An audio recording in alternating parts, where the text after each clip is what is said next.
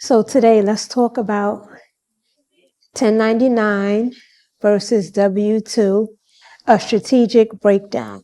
So I brought up in my first video about why W-2 is winning and is quietly winning in 2026, just because of the climate that we're in and the fact that a lot of companies have lost their contracting and their outsourcing, meaning when companies have layoffs, there is, right, more than likely when companies have layoffs, there's always a budget in place to bring in freelancers. And because the work doesn't stop, the train doesn't stop, projects are still being kicked off. So it's two things happening at once.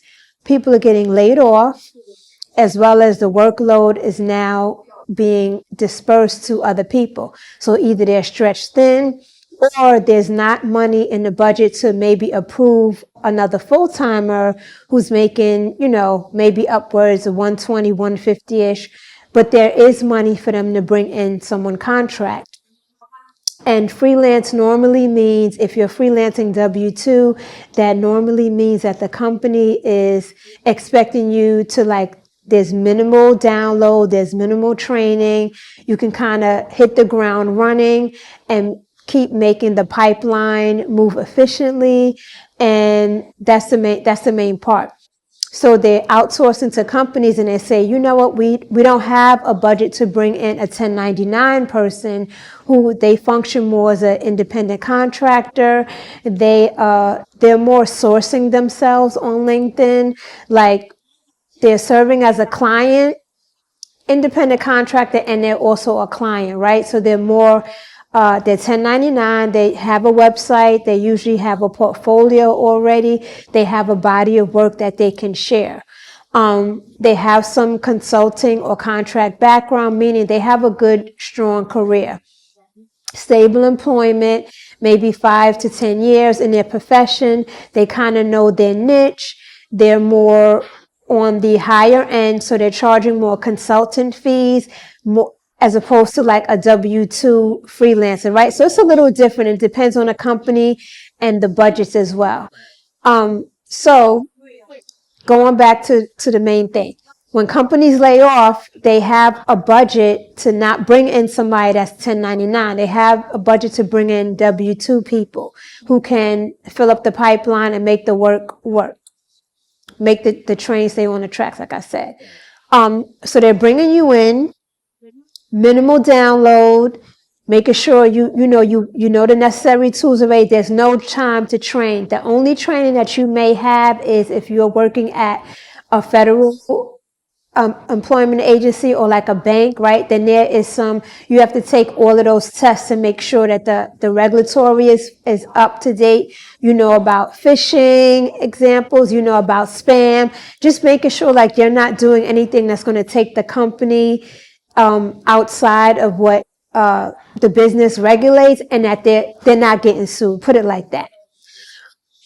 So that's that part. Now, 1099 is, like I said, you have more of a strong background. Your rates are higher. So if a company is bringing you in as a consultant for $120 an hour to upwards of $200, like we see with these AI consultants, right? They have a strong background already in their field. Then they also have, like I did, taking that AI boot camp. Now they're bringing the two together and they're bringing that expertise into a company, and the company is hiring them. They're in the budget. They're bringing them on maybe for 6 months, maybe for a year, or you may be in a role that's more of like a permanent role, and they keep paying them. This is more for like W-2, right? If you're 1099, a company may keep you on for a year or so or shorter, but normally you're brought in as well to fill a need. So like Q4, right? Q4, they may know like this is coming up. We have some projects that we need to kick off. We have some money that we want to spend that we don't want to return to the client. We want them to see, we don't want to have next year saying, how come last year you charged us less, or thinking that, the rates got fuzzy, right? Especially in this climate, things is real, people are real funny about money in this climate. And that's for both. That's for freelancers as well as if you're working as a, client base per se. So on that note, you're able to source hire. And if you don't have any experience yet, or you're trying to pivot into freelance, like you're enjoying like the autonomy, you want more balance over your career. You don't want to be at the W-2 normal 9 to 5-ish or 10 to 6, whatever they need you for. And depend on your company. Some companies, like if it's pharma or healthcare, they might need you for like later hours. You might be helping out on a launch. You might be in back-to-back meeting. Like you're not working, the expectation for you to work like a full-time employee is not there, but it is there for you as a W-2. So like the same thing that's happening with the perm people, the same thing that's happening to you, except you're not held to like the PIP standard, or like you didn't meet the quota. However, when those budgets, if you're hired for like a 6-month duration or maybe a year, the money is there for that. But then it's like, okay, is the budget intact for us to bring her on freelance for this person to get converted? Or if they're 1099, are they okay just, doing it for 6 months and then moving on? And I say that to say the climate is different now. Like pre-pandemic, we was under a different administration as well, but also, rolling off of Trump into Biden, but you know what I mean. But either way, the DEI, all of that stuff now is canceled. So companies are not bringing in 1099 people like that anymore. It's more so, like I said, if you had your business or whatever before pandemic and you already have clients in your database, you have your same companies that you work for, usually the best way is like if you worked at a company and you have been with them for like 5 years, and then your role, you was part of the layoffs, because you have a good relationship with your boss and you have good design expertise or whatever your expertise, your niche is, they are able to bring you back, and they are okay paying you as that 1099 employee. But the difference is that you're not going to get paid like the regular people on salary. You might have a net 30 or net 45, and sometimes depending on, I know for like social media influencers, because you're new with building equity in that area, you're kind of not starting from the bottom, but you are in a little bit, because it's like you don't have equity in that area. So like you can have expertise, like, fashion expertise, but you don't have expertise in another area of being an influencer, right? So since you're new to this, they have a right to just offer you low roles. And sometimes it's not always discrimination, because you don't have skin in the game yet, right? You don't know what you know. The same thing is you're moving across into entrepreneurship, and entrepreneurship is, the income is very up and down. So you can have a $10,000 month, right? And then your next month can be $5,000, depending on if you have a product that entails people that have jobs buy it. Your product may not be catered to other entrepreneurs, or you can offer a service that your fan base, your target audience is entrepreneurs, right? So you're getting them up and running, you're getting them, their website, you helping them out with their landing page, you're telling them what to do, you're also helping out with their email marketing. So again, it's kind of like knowing the expertise, and it's a little different. I know now virtual assistants are rolled into to this as well. So I'm going to plug that also that falls under 1099 as well, because they kind of have rates set in mind already, or like they pitch to you what their rate is. And it's no different with like if you have a business and you're pitching yourself to like a startup company, or you need funding, right? If you need funding, you have your whole business plan, you have all of that in order, so that way they know exactly what you want, what's clear, what service are you providing, and how much they want to pay you. And again, you're negotiating your contract, you're negotiating your expertise. You're not the only person, right? So you want to be fair, but you also want to be comfortable, right? You don't want to downplay your skills and expertise just to get anything. And that's why I say for 1099, I really advise you having money in the bank. You already have an SA. You're not, if you are new in your experience or new in the freelance world, then I would suggest you going W-2, and then, because you can get, right, you could come in, you could get paid faster. So like your first check can really be in 2 weeks or 3 weeks, the latest.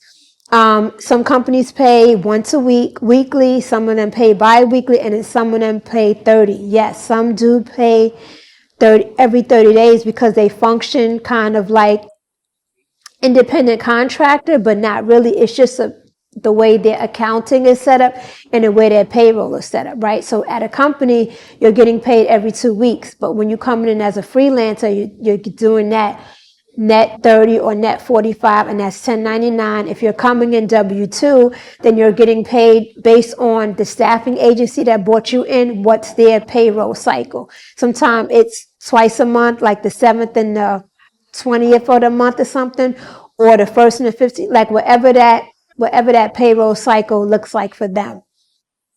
So yeah, so like I said, now we have the virtual assistants, so they fall under more so the 1099 because you are promoting yourself.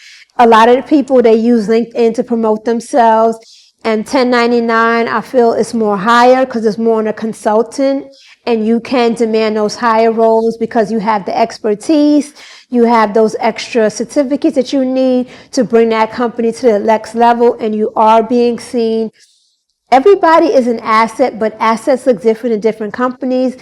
Think of it as buying a new home. You don't have equity in that home yet, right? You just bought the home, you just closed, you fresh off, you got your keys. You have to build equity, and equity is built over time and duration, and equity is also built based on what's happening in the economy. Yeah, so I just wanted to put that out there because I did promise that would be my second video, like what's the difference, what's the strategy. I'm giving you the breakdown also because, again, we are under a new administration. DEI contracts are canceled. A lot of them are canceled. Government contracts are canceled, but a lot is still happening. So I want you to think about it strategically and look at it as what counts. If you really need to make money or a certain specific amount of money, then just take time off, hone in 30 days on that skill, so that way you're more marketable and that way you can compete. Because DEI doesn't mean that, they're not hiring colored folks no more. They trim, look at it as trimming the fat. It's like, okay, what can be someone's role? What person is more efficient in this role? It's kind of like playing chess, right? So it's more strategic as opposed to like you have all of these people hired and what exactly do you do all day? I will make another video on the difference between like remote and hybrid and on-site in this economy and what that means as far as like promotions and how to leverage that as well. But anyway, I hope this helped you a lot. Again, I offer, my lane is more like strategic femininity in business, and it's more like fashion is under that. I'm going to be, I'm working on my 2026 career strategies right now. That's my first YouTube capsule. I'm excited about it. A lot of people have been asking me about this for a long time. Also been helping out on Fishbowl, giving advice, helping people get jobs or whatever. I have a lot of points in there as well. So yeah, so I'm excited to kind of roll this new series out. And like and subscribe if this has been an asset to you. In the future, I'm going to be offering coaching and all that stuff. It's not in the future, but it's more like I'm getting that stuff situated right now, how I'm going to book and all that stuff with my schedule that's going on, because I am still, freelancing. I'm still in that world. So yeah, so I'm happy to help out and give some points.